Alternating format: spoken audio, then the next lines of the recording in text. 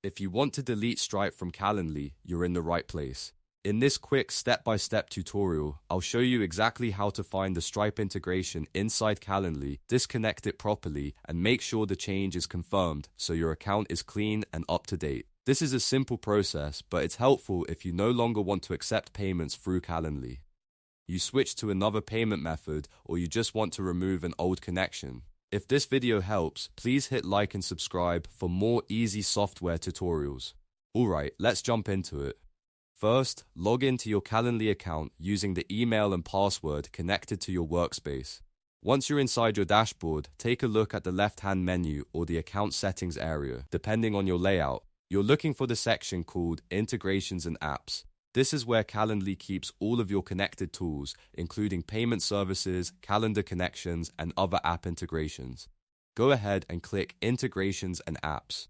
On the Integrations page, you'll usually see a list of connected apps or a search option that helps you find a specific service faster. Since we're removing Stripe, use the search bar if you see one and type Stripe. Then select Stripe from the results so you can open the integration details. Now, if Stripe is connected to your Calendly account, you should see a Disconnect button. This is the key step. Click Disconnect to begin removing the connection.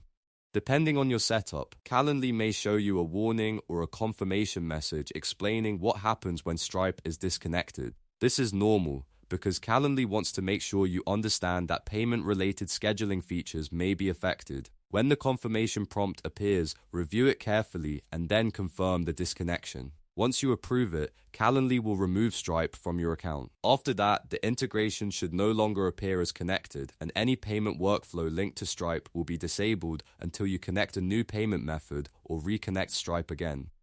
If you don't immediately see the change, refresh the page or go back into Integrations and Apps and check that Stripe is no longer listed as active.